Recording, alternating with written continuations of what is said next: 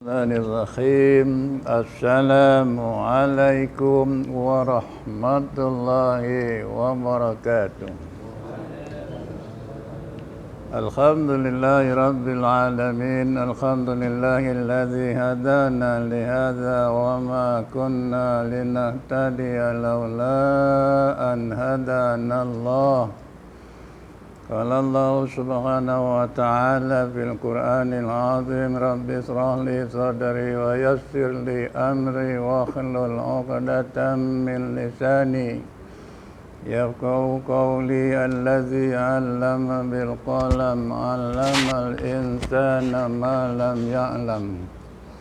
Allahumma salli wa sallim wa barik ala sayyidina Muhammadin al-Fatih lima ughliqa wal khatim lima sabaqa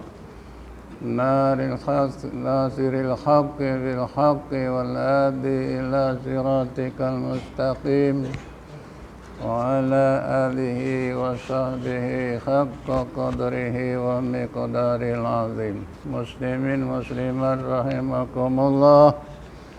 Alhamdulillah, setinggi-tinggi syukur dirafakkan kehadirat Allah Subhanahu wa Ta'ala dengan limpahan kurnia nikmat, taufik serta hidayah dan inayah. Insyaallah mudah-mudahan kita menjadi hamba-hambanya yang mempunyai syukur-syukuran.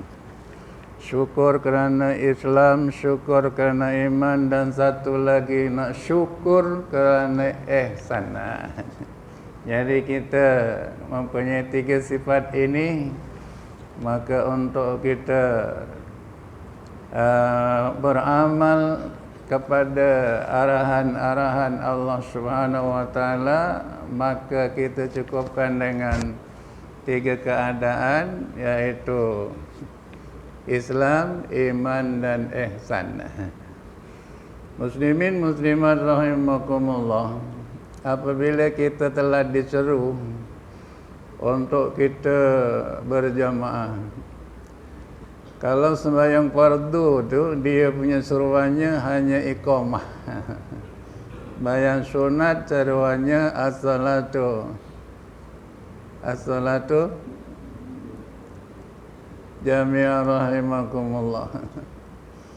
Ya, as-salatu jami'ah rahimakumullah adalah untuk sembahyang-sembahyang sunat. Kalau sembahyang fardu itu dia punya seruannya iqamah aja. Bahkan imam hanya menyeru kepada jamaah, sawu sufufakum fa inna taswiyatas sufufi min iqamati shalah. Ini yang dilakukan oleh Rasulullah sallallahu alaihi wasallam. Jadi bila mana kita telah diseru untuk meluruskan barisan,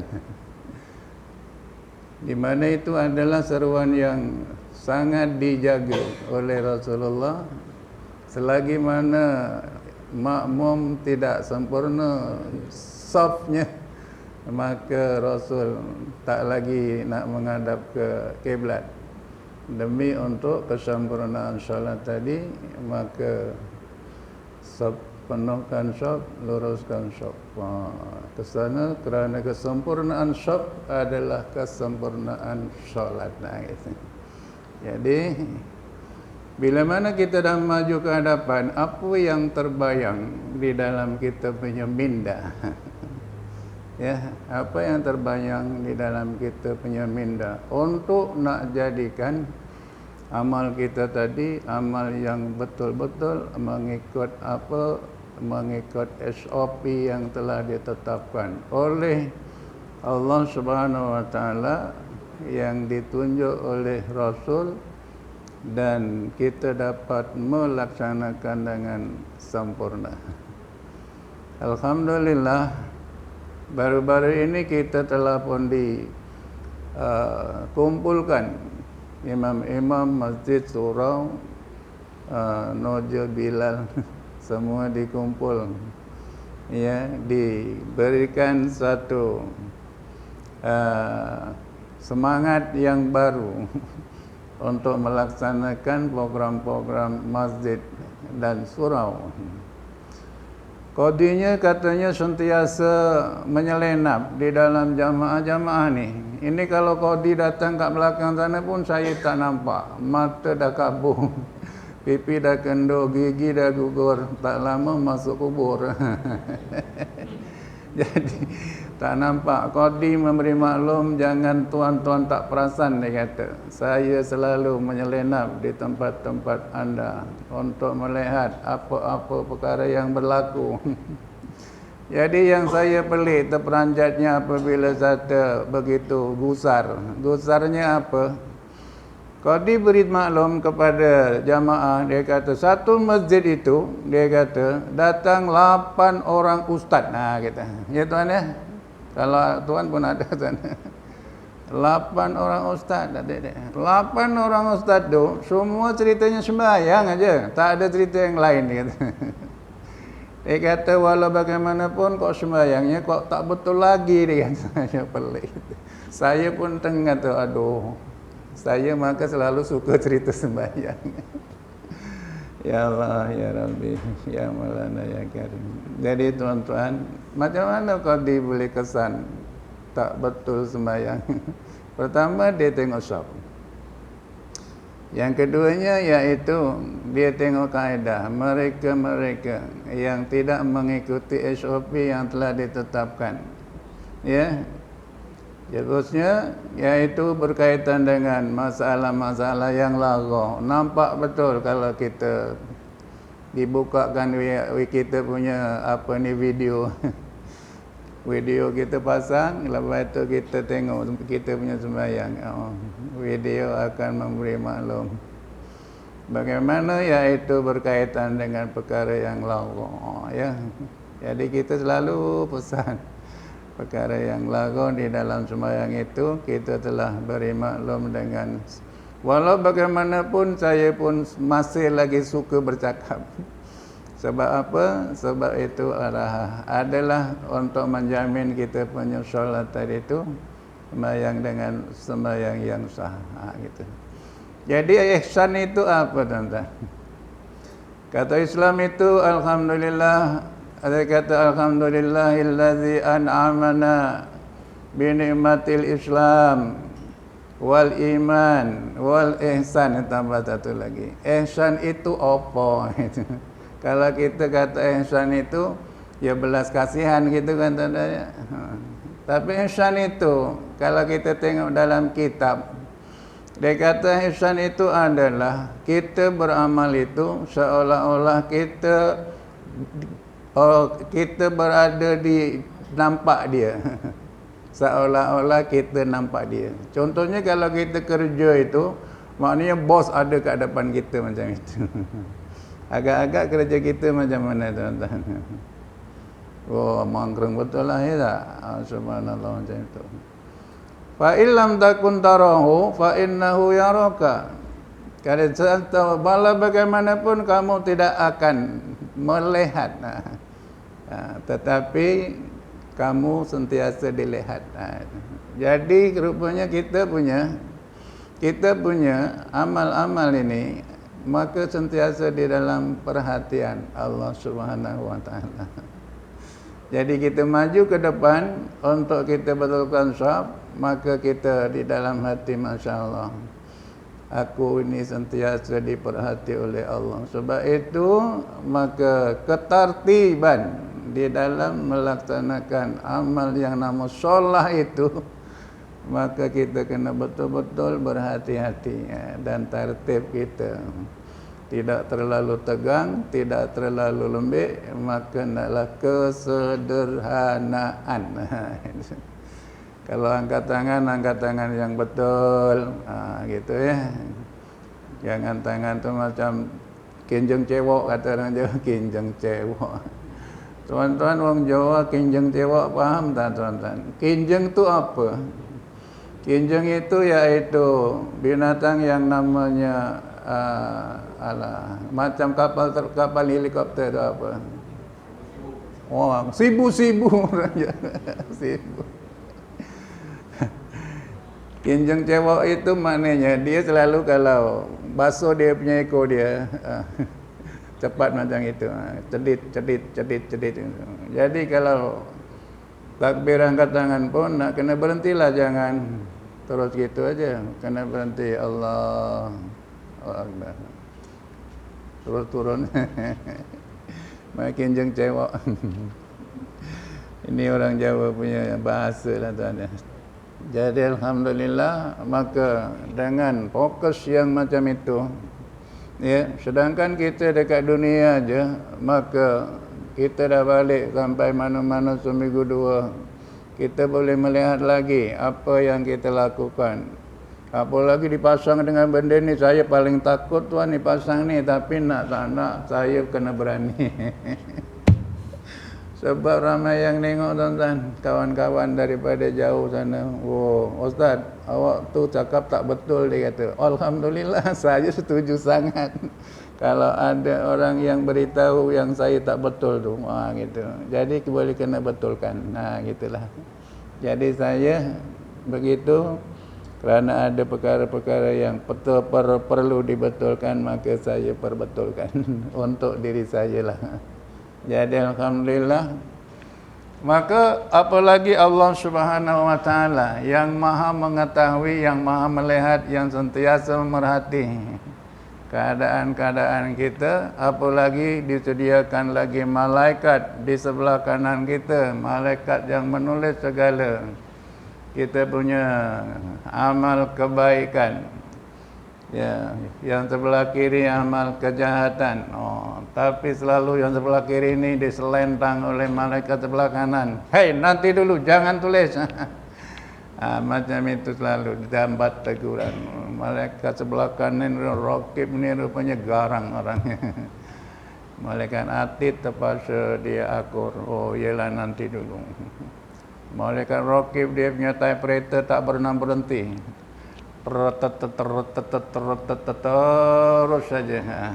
Ya teman ya, yang dekat kapal terbang itu, segala apa yang dibuat oleh orang dalam kapal terbang itu semua terkeluar daripada catatan yang lengkap, teman-teman. Macam itulah, apalagi typewriter Allah Subhanahu wa taala yang dijaga oleh malaikat Raqib. Oh subhanallah, tak ada satu yang tinggal. Ya semuanya, tetapi oleh kerana kita kurang jaga kita punya sifat-sifat, kelakuan-kelakuan, perbuatan-perbuatan dalam solat kita, maka dia boleh terpadam dengan sendiri. Bila kita melakukan kesilapan di dalam solat tadi itu, contohnya melakukan perkara yang laga tadi, maka laga tu maknanya apa tuan-tuan? Laga itu maknanya sia-sia. Melakukan perkara yang sia-sia, maka dia punya pahalanya akan terhapus dengan sendiri. Gitu. Subhanallah. Dan ya, jadi kita insya-Allah mudah-mudahan bila mana kita maju ke depan, maka kita telah terpasang di dalam kita punya jiwa, di dalam roh kita, sembahyang kita, maka kita sentiasa diperhati segala apa yang kita lakukan. Baik itu apa-apa SOP yang ditetapkan oleh perkara-perkara di dalam solat itu, maka kita kena lakukan dengan sesempurna mungkin. Gitu. Lakukan dengan sesempurna mungkin. Kemampuan kita lah. Kalau kemampuan kita kakinya malang lah, itu maknanya keunduran masing-masing, tuan-tuan. Kalau duduk, ya duduk yang betul, mengikut SOP-nya.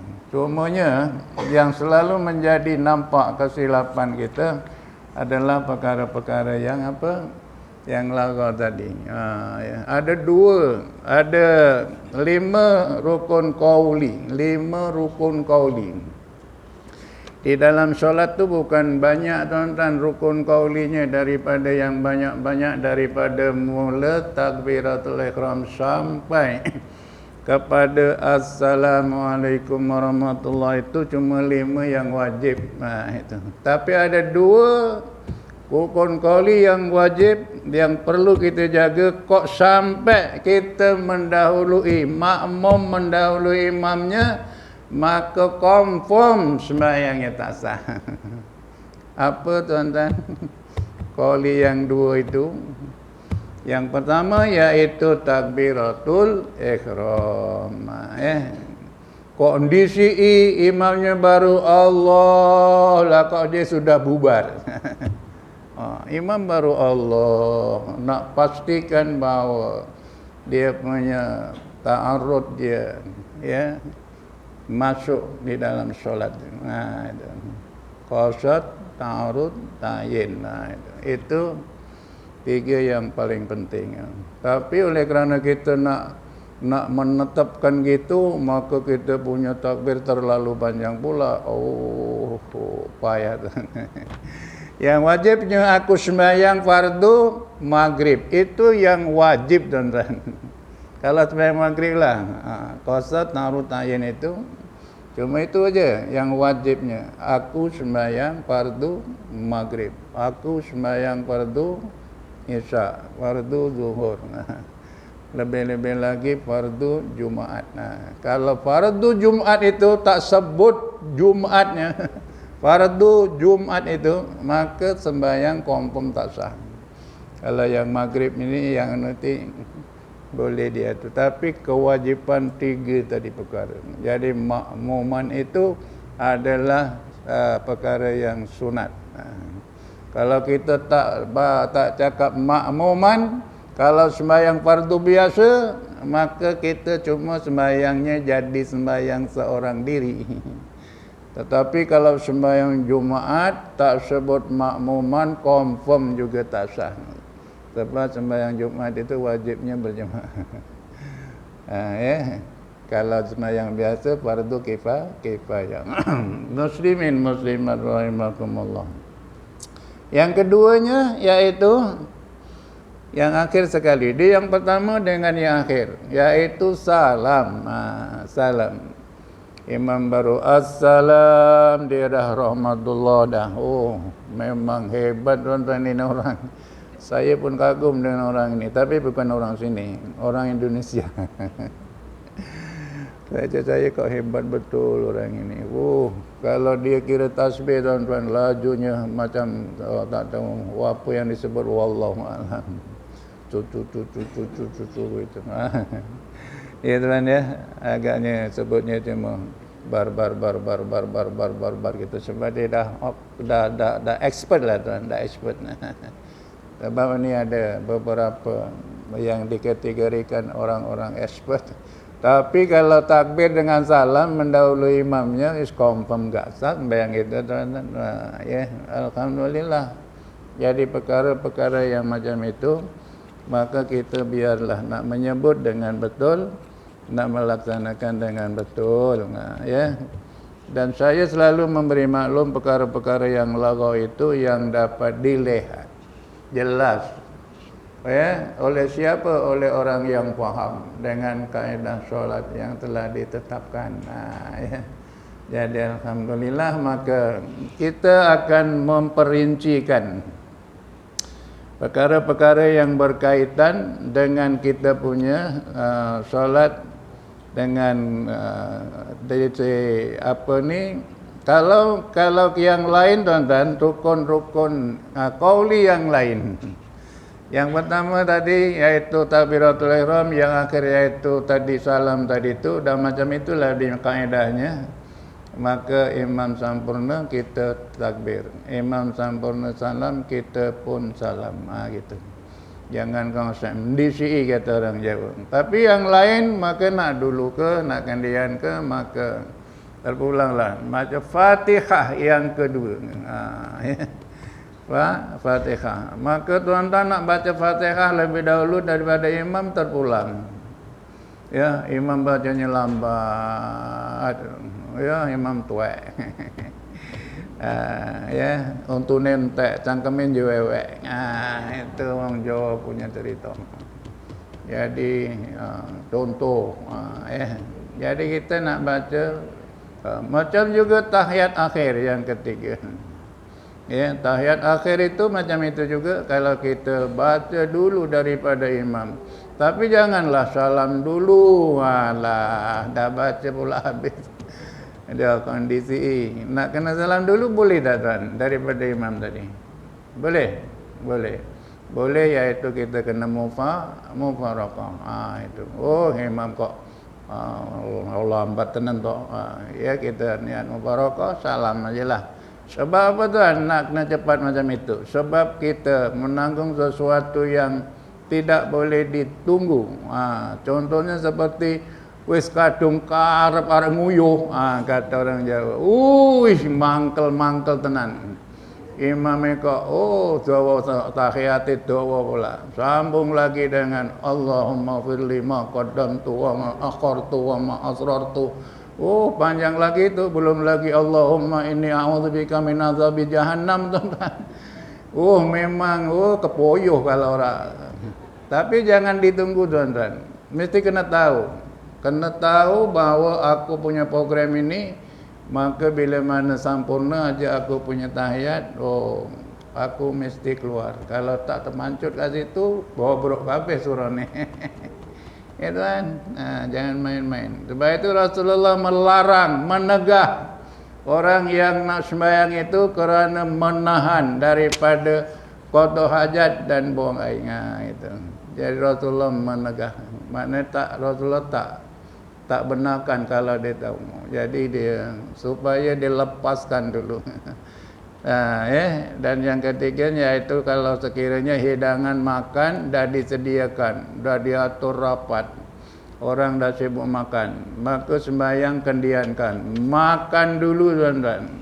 Ketika bila berlaku macam itu tuan-tuan, iaitu ketika bulan puasa, kita berada dalam satu majlis khatam Quran, peringkat daerah, peringkat negeri, nama buka tu tuan-tuan. Kalau kita tak ingat betul bahawa kita boleh tahan puasa 3 hari ya tuan-tuan, memang hancur kita punya amal. Ya, subhanallah. Jadi itulah perkara-perkara yang berkaitannya kepada yang ketiga, yang keempat tadi, iaitu yang ketiga selawat Nabi dalam tahiyat akhir. Ya, ada 5 aja. Satu takbiratul ihram, yang kedua Fatihah, yang ketiga yaitu tahiyat akhir, selawat Nabi dalam tahiyat akhir, dan salam yang pertama. Itu daripada banyak-banyak bacaan yang kita baca dalam solat tadi, yang wajib cuma 5 sahaja. Gitu. Dan alhamdulillah itu kena jaga. Jadi bila mana kita sudah berada di dalam ingatan kita bahawa kita sentiasa diperhatikan, maka kita akan melaksanakan dengan kesabaran yang begitu tinggi tuan-tuan untuk menampung kesempurnaan af'alus solah tadi itu. Kalau yang aqwalus solah tadi itu boleh kita dahului kecuali dua bacaan tadi. Tetapi ini af'alus solah ni, iaitu ada enam perbuatan yang wajib di dalam solah itu. Maka itu yang nampak sangat kalau sekiranya kita kurang kesabaran untuk melaksanakan dengan begitu tertib. Gitu. Ya, jadi alhamdulillah, maka yang pertama sekali iaitu apa tuan-tuan? Rukuk. Dia rukuk. Itu satu. Kalau sembahyang fardu, berdirinya adalah wajib. Ya, berdiri wajib. Sembahyang fardu yang mampu berdiri, maka wajib berdiri. Kalau mampunya sekejap, berdiri sekejap. Lepas itu kita pandai-pandailah nak menjaga kita punya solat tadi. Lepas tu duduk. Subhanallah. Ya Pak. Jadi alhamdulillah, maka inilah perkara-perkara. Sebab itu maka di dalam sifat yang katakan tadi itu ihsan tadi itu, seperti kita melihat orang yang kita sembah itu, iaitu macam itu keadaannya, kita tahu orang itu ada, dan kalau sekiranya kita mungkin akan dapat melihat, tetapi dia sentiasa melihat. Jadi alhamdulillah, maka kita dapat selesaikan. Dan bagaimana kita nak dapatkan khusyuk yang sempurna tadi, iaitu kita akan berada di alam yang dikatakan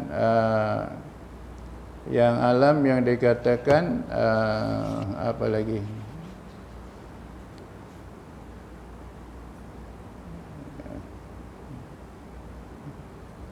Illa man atallaha biqalbin salim. Itu. Orang yang dapat menjaga dia punya ihsannya tadi, yaitu orang yang illa man atallaha biqalbin salim, yaitu kecuali mereka yang telah diberi oleh Allah Subhanahu wa taala dengan hati yang sempurna, dan salim itu yang sehat, qalbin salim, ya. Hati yang sejahtera. Yang sejahtera itu apa? Makna sejahtera itu iaitu tidak ada suatu perkara di dalam hati itu yang diragukan. Yang diragukan. Ya, kita ragu. Kalau kita kata memanglah kita tidak ada suatu keraguan terhadap Allah Subhanahu wa taala, pada gitu. Makna sifat-sifat yang mahmudah itu sentiasa ada di dalamnya, dan tiada satu pun sifat yang mazmumah di dalam ingatannya. Gitu. Itu nama illa man atallaha biqalbin salim. Jadi qalbin salim yang sejahtera itu maknanya kita akan hindar, kita bila mana kita salam aja kepada kita punya sembahyang, maka kita mohon kepada Allah, Allahumma azhib anil hamma wal hazan. Ya, Allahumma azhib anil hamma wal hazan. Ketika kita menyapu dahi, bukan menyapu muka, tuan-tuan. Menyapu dahi. Gitu. Sebab di sana ada doa, dia naik saksi, asyhadu an la ilaha illallah. Ya, asyhadu an la ilaha illallah ar-rahmanur rahim. Lepas itu dia sapu dahi dia ke kanan, Allahumma azhib anil hamma wal hazan. Ya Allah, maknanya jauhkanlah fikiran kita ini, di dalam hati kita ini perasaan anil hammi, maknanya sesuatu yang meragu, maknanya ragu-ragu. Wal khazan, dan yang duka cita, yang menduka citakan.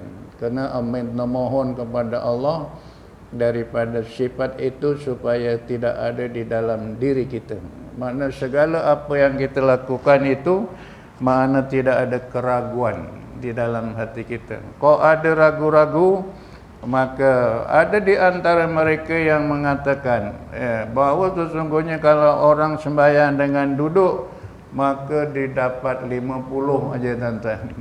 Allah cakap gitu tak, tuan-tuan? Ya, tapi dia kok pandai cakap gitu, saya rasa tak mungkin.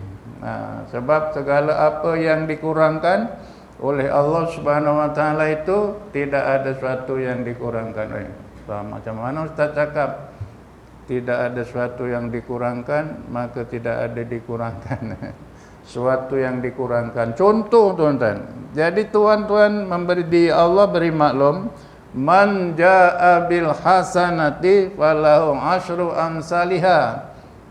Man jaa bil hasanati falahu asyru amsalihha. Maknanya barang siapa yang membuat kebaikan, satu kebaikan, maka ganjarannya 10 kebajikan. Allah tak kata bila kau sembahyang dengan berdiri dapat 10, sembahyang dengan duduk dapat 5. Tak ada, tuan-tuan.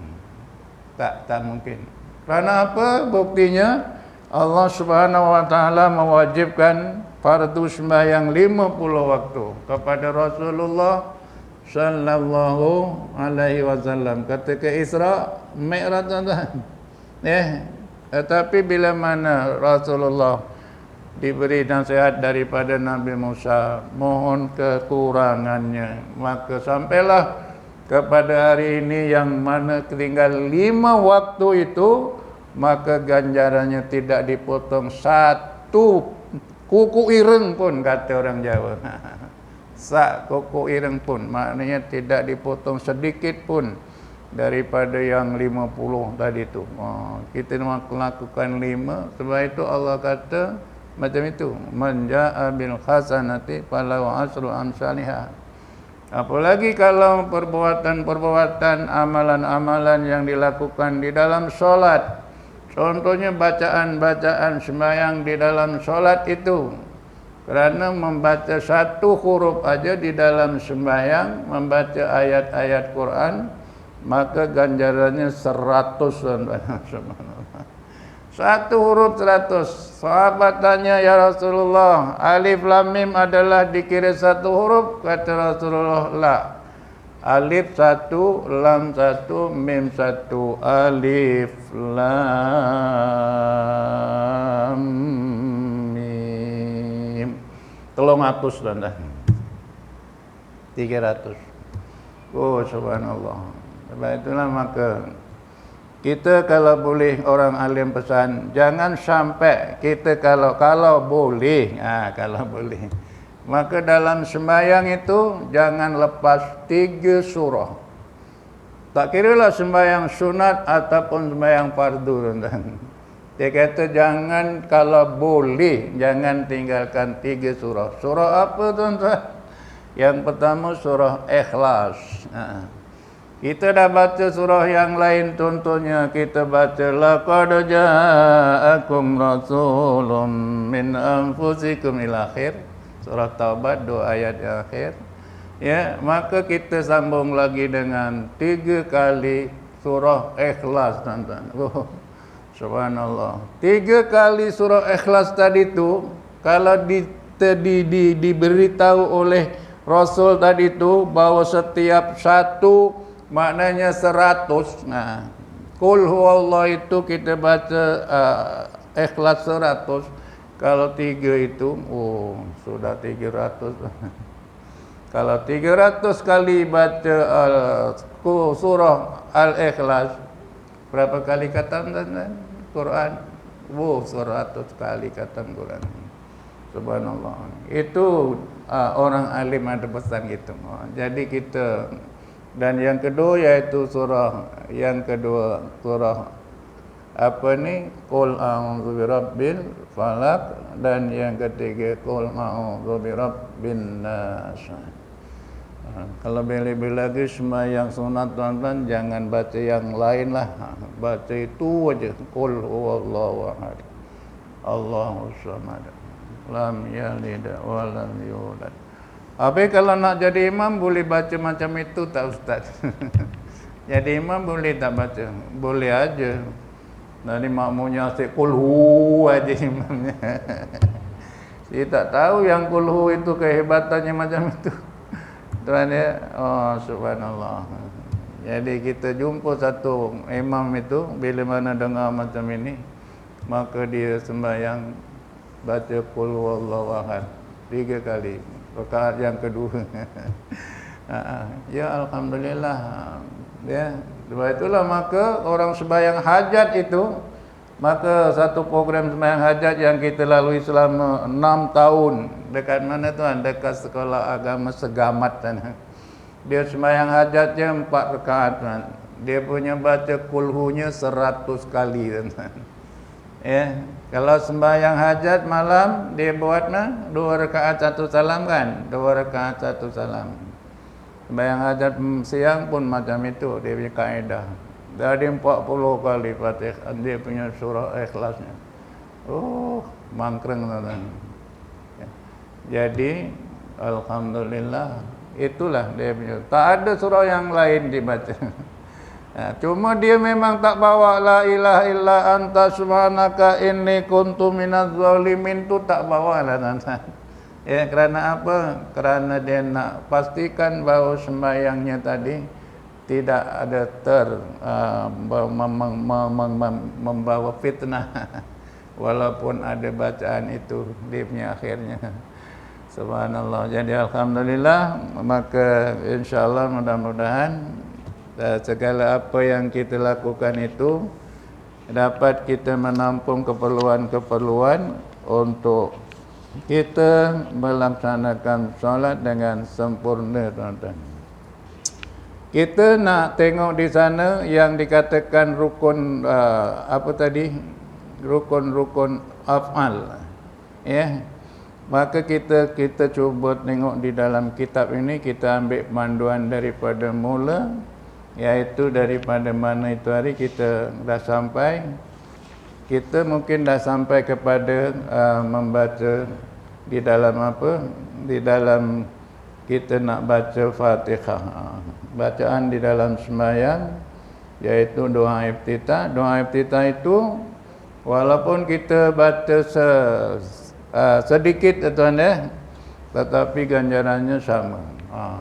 Boleh diringkaskan dengan baca Allahu Akbaru kabira walhamdulillahi katsira wa subhanallahi bukratan wa asila.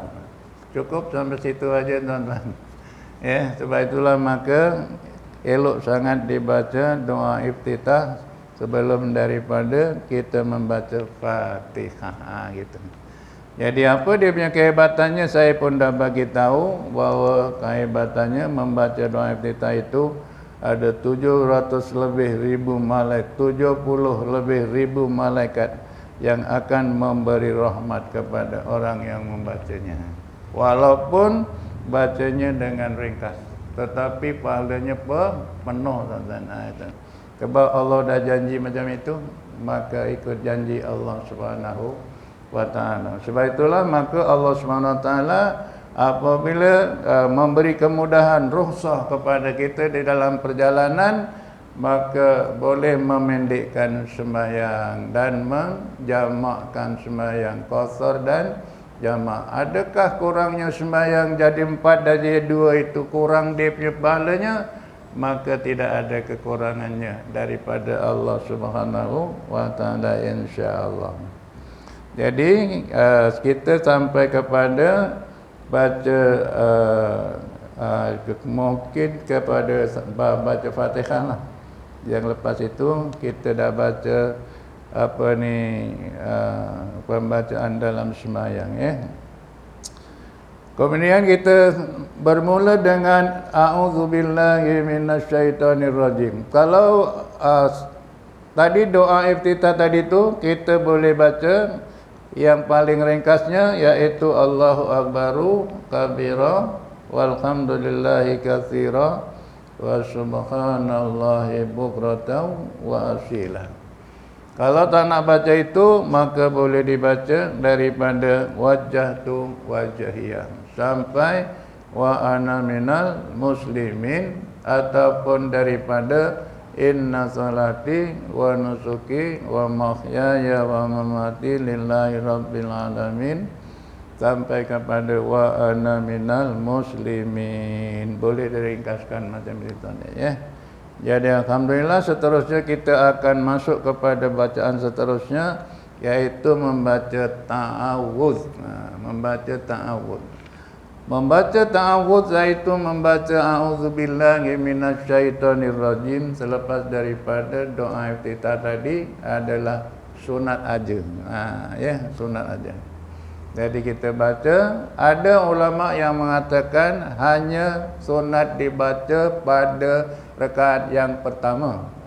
Lepas tu rakaat kedua, rakaat ketiga, rakaat yang keempat tak payah baca ta'awudz tadi. Tetapi setengah juga ulama mengatakan sunat juga dibaca sepanjang-panjang sebelum Fatihah.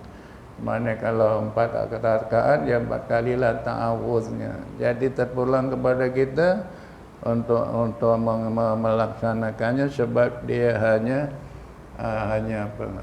sunat. Tapi kalau sunat tidak dilakukan, maka tidak adalah hiasan solat kita dengan sempurna. Jadi yang dimanakan ta'awudz itu yaitu bacaan a'udzubillahi minasyaitonirrajim, aku mohon perlindungan kepada Allah daripada godaan syaitan yang terkutuk. Rajim itu kalau ikut bahasa yang sebenar adalah rajam, syaitan yang direjam, syaitan yang dikutuk, syaitan yang dilaknat, pun boleh juga. Jadi kita baca dengan seterusnya yaitu membaca Fatihah. A'udzubillahi minasyaitonirrajim, tetapi di dalam bacaan imam di dalam solat maka tidak boleh dibaca dengan jahar ketika dalam bacaan-bacaan jahar subuh, isyak dan maghrib. Ya, 2 rakaat itu. Seterusnya hendaklah membaca Fatihah, setelah selesai ucapkanlah pada pula amin.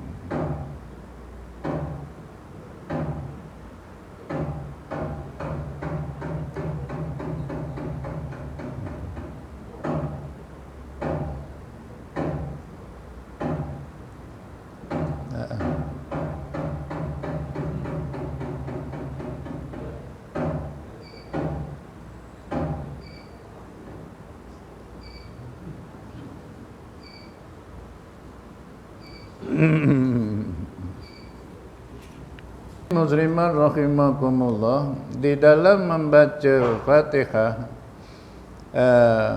maka dia ada beberapa kaedah. Kaedah yang pertama dengan waqaf, dengan satu persatu, dan kaedah yang kedua dengan wasal mengikut kaedah yang telah ditetapkan. Dan Fatihah ini tidak boleh diringkaskan. Tak ada cara untuk nak meringkaskan bacaan Fatihah, ya. Maka kita kena sempurnakan bacaan kecuali yaitu orang yang masbuk, ya, yang tertinggal daripada imamnya. Jadi di sana ada peraturan-peraturan lah yang masbuk itu. Cumanya dilarang untuk mewasalkan Fatihah itu waladhdallin itu kepada kalimah amin. Sebab itu imam kena jaga supaya jangan sampai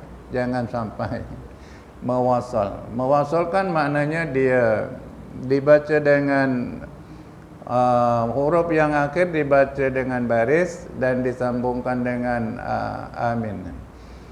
Waladhdallin amin. Itu adalah sangat dilarang. Kerana amin bukan salah satu daripada huruf Fatihah. Maka kena istirahah. Sebenarnya kena istirahah selepas daripada habisnya waladhdallin.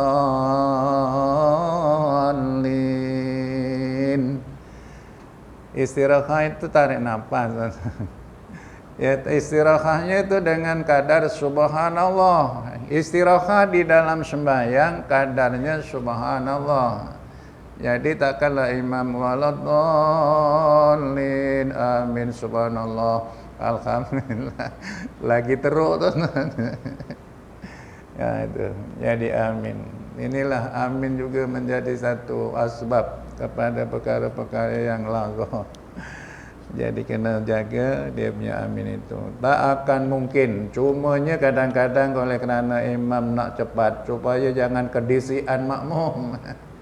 Ya, jangan kedahuluan makmum. Sebab makmum kurang sabar. Sebab sabar yang kurang sabar tu siapa? Orang belakang sana anak-anak kita. Tapi alhamdulillah anak tak ganggu ni. Imam baru amin udah amin. Itu yang ada satu masjid tu, satu surau, saya pergi. Imamnya 2 tuan-tuan. Imam depan baca Fatihah, belakang sana ada imam satu baca Fatihah juga ikut imam. Bacaan kuat macam imam. Bingung tuan-tuan. Makmumnya bingung. Imam di belakang sana dah amin, imam depan belum amin. Mana satu nak diikut? Oh, bingung kita. Ya, tapi walau bagaimanapun itu dah urusan Allah. Dia budak tuan. Jadi dia suka ikut sembahyang itu, tapi dia suka jadi imam kat belakang. Oh subhanallah. Ya tuan ya. Jadi alhamdulillah kita tidak akan berlaku gitu. Iaitu bila mana kita baca dengan jahar, maka kita baca kuat di dalam subuh, maghrib dan isya itu. Aminnya dibaca dengan jahar juga, supaya makmum dapat tahu bagaimana amin, supaya kita tidak tertinggal amin yang bersama dengan para malaikat yang ada di langit dan di bumi. Amin kita ni tuan-tuan rupanya diaminkan. Jamaah kita amin ikut imam tu adalah diikuti oleh para malaikat yang ada di langit sana dengan amin. Bila mana aminnya betul, maka insya-Allah tidak ada yang apa tuan-tuan, dikabulkan segalanya oleh Allah Subhanahu wa taala. Kemudian sesudah daripada kita membaca Fatihah tadi, maka dia membaca satu surah ataupun sekadar 3 ayat atau lebih daripada Al-Quran. Dia kata boleh membaca satu surah, tapi kalau dia cakap pilihlah surah yang sempurna. Itu kan? Pilih surah yang sempurna. Pilih yang sempurna tu surah-surah yang mana tuan-tuan? Iaitu surah-surah yang ada dalam juzuk yang ke-30. Daripada amma yatasaalun sampailah kepada ayat yang surah yang ke-114, qul a'udzu birabbin nas. Itu. Ataupun sekadar 3 ayat daripada ayat Al-Quran. Kalau nak baca ayat potong-potong. Contohnya kita baca ayat yang hebat. Itulah tadi laqad ja'akum itu ayat hebat tuan-tuan sebenarnya. Kemudian ayat-ayat yang ada eloknya dibaca sebelum tidur itu, iaitu ayat 2 ayat 3 ayat daripada surah Al-Baqarah contohnya, maka dia boleh baca. Jadi kerana apa tuan-tuan? Kerana kita nak jaga daripada makmum dengan imam nak kena faham. Baca Fatihah rakaat yang ketiga, rakaat yang keempat. Ini nak kena macamnya kita sudah suruh berhenti. Jadi kita akan sambung lagi sebab ini ada cerita panjang, apa ini tadi membaca menyambung bacaan surah dengan nanti ada dia punya cerita yang lain, sebab ada penerangan yang agak luas di dalam pembacaan tadi itu surah dengan rukuknya, dengan i'tidalnya. Jadi sampai di situ dulu, insyaallah kita akan terperincikan perkara-perkara yang seperti itu untuk kita mendapatkan amalan mengikut kaedah yang telah ditetapkan. Jadi setakat itu saja pada malam ini. Kita berakhir dengan tasbih kafarah.